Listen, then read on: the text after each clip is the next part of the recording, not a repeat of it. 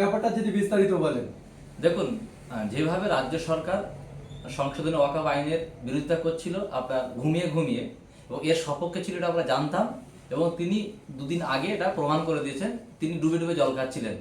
তিনি আমাদের সঙ্গে দ্বিচারিতা করেছেন, তিনি মুসলিম সমাজের সঙ্গে খেলা করেছেন যে আমি ওয়াকফ আইন লাগু হতে দেব না বলে বলে আমাদেরকে কোনো অনুষ্ঠান করতে দিলেন না। এখন দেখা যাচ্ছে তিনি সেটাকে লাগু করতে দিচ্ছেন। তাই আমরা সঙ্গে সঙ্গে মাত্র 24 ঘন্টার মধ্যে ডিসিশন নিয়ে ভাইজানের নেতৃত্বে আগামীকাল দেগঙ্গা থানার সন্নিকটে একটি অনশন মঞ্চ করব।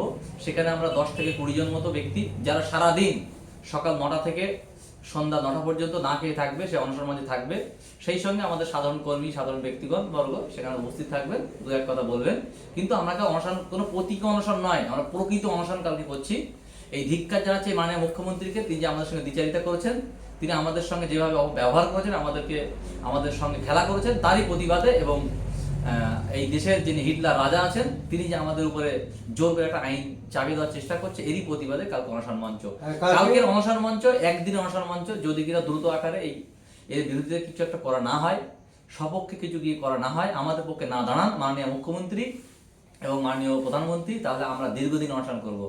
আমরা মুসলিম জাতি, আমরা 12 মাসে 11 মাস খাই আর 1 মাস রোজা করে থাকি। সেই জাতি 11 মাস আরো 11 মাস না খেয়ে পুরো বছর ধরে অনশন করতে পারে, এই আমরা জাতি। সুতরাং আমরা আমাদের মসজিদ বাঁচানোর জন্য, আমাদের মাদ্রাসা বাঁচানোর জন্য, কবরস্থান বাঁচানোর জন্য অনশন যদি কালকে একদিন করতে হয়, আগামী দিন প্রয়োজন পড়লে সারা বছর ধরে অনশন করবো, কিন্তু অনশন আমরা করবো। কালকে অনশন মঞ্চে আপনাদের সম্মানীয় অতিথি হিসেবে উপস্থিত থাকছেন কারা? সম্মানীয় অতিথি উপস্থিত থাকছেন আমাদের রাজ্যের কার্যকারী সভাপতি শামসুল আলী মল্লিক মহাশয়, সেই সঙ্গে উপস্থিত থাকছেন আমাদের জেলার আপনার সভাপতি তাপস ব্যানার্জি মহাশয়, জেলার সাধারণ সম্পাদক কুতুবুদ্দিন ফাতি, এবং আমাদের জেলার অন্যতম লড়াকু নেতা এবং আইনজীবী পেয়ারুল ভাই, এবং সেই সঙ্গে উপস্থিত থাকছেন আমাদের জামিল ভাই আইনজীবী, সেই সঙ্গে আরো নেতৃত্ব মুসা ভাই থেকে চালু করে সাবির ভাই থেকে চালু করে আরো বিভিন্ন নেতৃত্ব উপস্থিত থাকছেন। কুতুব ভাই তো থাকছেনই। যারা কালকে এই অনশন মঞ্চে আসতে চান তাদেরকে উদ্দেশ্যে কি বার্তা দিচ্ছেন? দেখুন, কালকের একটি অন্যরকম মঞ্চ, কোনো ঝামেলা নেই, ঝক্কি নেই, কথা নেই, বার্তা নেই, মাইক নেই, কোনো কিছুই নেই। আমরা কাল অনশন করব। আমরা রোজা করি, আমরা আল্লাহ পাকের সন্নিকটে, তার কাছে আমরা আমাদের ফরজ কাজ হিসেবে রোজা করি।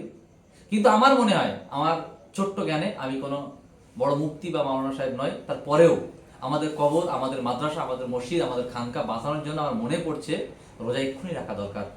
সুতরাং তারই প্রতিস্বরূপ হিসেবে আমরা কালকে অনুসরণ করব, এবং এটি প্রতিবাদ জানাবো, আমরা থানার মাধ্যমে জানিয়ে দিতে চাই। আমরা এই জন্যই থানাতে করেছি, যাতে অফিসাররা জানুক এবং দেখুক যে আমরা অনুসরণ করছি। আমরা মরতে রাজি, কিন্তু আমাদের কবর দিতে রাজি নয়।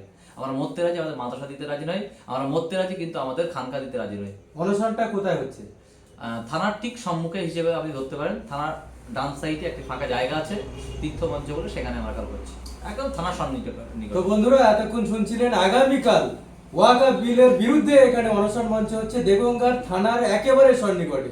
আপনারা আসবেন, সম্মানীয় অতিথিবর্গ থাকবে। এই ভিডিওটি আপনারা বেশি বেশি করে শেয়ার করুন, এবং দেগঙ্গার আইএসএফ কর্মী যত আছে সবাইকে শেয়ার করার অনুরোধ রইল। শেষ করছি আজকের ভিডিও। সবাই